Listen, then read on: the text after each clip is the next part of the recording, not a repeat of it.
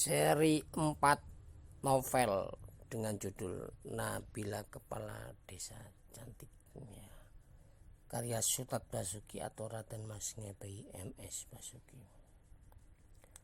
Keesokan hari di desa cantik, maksudku di balai desa cantik, sangat kotor karena banyak laron berjatuhan dan berserakan. Balai desa cantik sebenarnya sangat bersih, namun karena sang Pak Bon tidak masuk karena nonton unjuk rasa di kantor kecamatan Kasmaran. Mereka yang ikut gembor-gembor tidak hanya dari desa paling utara, namun ada dari desa Padepokan dan desa Cantik. Seperti biasanya bila ada rame-rame alias unjuk rasa, yang datang pasti banyak orang. Pagi itu masih jam 8 pagi, Nabila menyapu kantor balai desa sendiri. Betapa hebatnya seorang kepala desa cantik menyapu sendiri tanpa dibantu yang lain.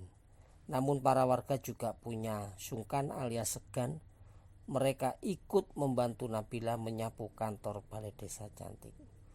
Nabila adalah suri teladan bagi kepala desa lain. Seusai menyapu, Nabila ambil air wudhu untuk sholat duha di musola kantor balai desa cantik. Oh Nabila, oh Nabila. Dan siang hari menjelang duhur, Mbak Juminten datang ke balai desa cantik sambil menangis tersedu-desu. Maksudku sang pengarang menangis tersedu-sedu ya. Tangis Mbak Juminten. Arto badhe kula damel kulaan lah kok ical ten peken. Tangisan semakin berok-berok. Mbak Juminten kehilangan uang 300.000 dan Nabila mengganti uang itu. Sampun Mbak Jum, kula ijoli sampun nangis. Kok kata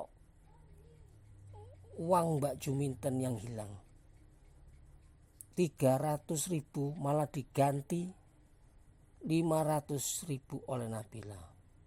Dan perlu pembaca ketahui, uang-uang Nabila yang diberikan pada orang-orang susah adalah uangnya sendiri, bukan uang dana desa atau uang untuk pembangunan proyek desa. Uang Nabila pribadi dari hasil konser musik dan rekaman di San Francisco USA alias Amerika. Nabila gadis cantik yang juga kepala desa cantik. Sebelum jadi kepala desa cantik, hidupnya sudah kaya raya, kaya uang, kaya hati, dan kaya sodako.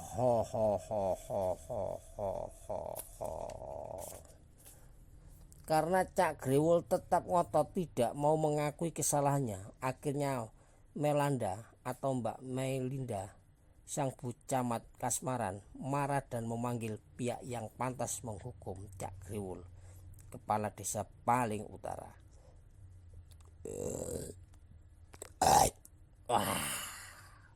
Karena kesalahannya Cak Grewol harus menghadapi hukum. Karena kesalahannya menjual mobil warga siaga. Oh ya para pembaca yang dimuliakan Allah, bahwasanya Melanda atau Mbak Melan selain jadi camat Kasmaran juga jadi dramernya grup band La Big Band yang dipimpin Nabila. Teriak warga. Bohong, teriak warga di kantor kecamatan Kasmaran. Aku tidak bersalah, teriak Cak Grewol, sang kepala desa paling utara. Prok, prok, prok, prok. Bu Camat menggedor meja. Hore, Bu Camat ngedram, teriak warga. Ya itulah kejadian yang ramai dari jam pagi sampai siang menjelang asar. Unjuk rasa tetap ramai. Ho ho ho ho ho, teriak warga menyorai Cak Grewol. Cak Grewol ya Cak Grewol, wol.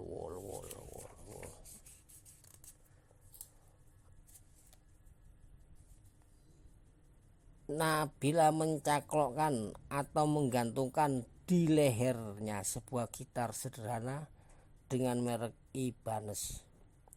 petikan dari jemari yang mulus mengalunkan sebuah melodi berirama rock dangdut metal. Dan menyanyilah Nabila. Bila ajal telah tiba, penonton berteriak histeris. Nabila terus menyanyi. Nyawa meninggalkan raganya. Di saat itu nikmat dunia tiada lagi. Di saat engkau memenuhi panggilan ilahi. Ya, sebuah karya yang ngerok kembali. La Big Band mempesona para penonton di stadion besar. La Big Band tetap dengan para personilnya 4 orang, Nabila lead gitar dan vokalis, Sainem bass dan backing vokal, Sulastri keyboard dan backing vokal, Melan sang pucamat kasmaran ngedrum, Mac yang setingkat dengan Ringo Starr sang drummer legendaris The Beatles. Pokoknya malam itu adalah malam yang sangat mempesona, malam bahagia bagi para penonton La Big Band. Thank you very much. I like because you come in stadion besar, teriakan Nabila.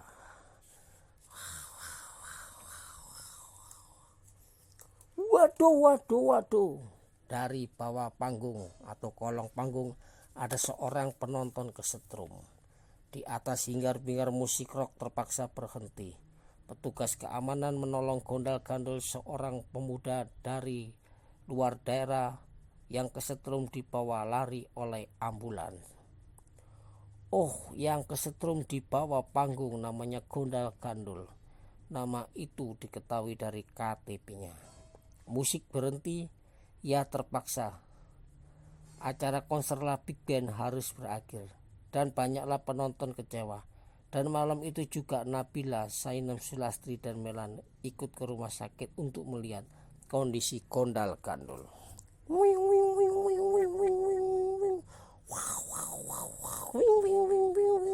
Suara ambulan menuju rumah sakit. Sesampai di UGD, Nabila minta para tim medis untuk segera memberi pertolongan pada gondal-gandul. Nabila ikhlas membayar banyak biaya rumah sakit demi selamatnya gondal-gandul. Karena Nabila tahu bila gondal-gandul adalah penggemar setia La Big Band.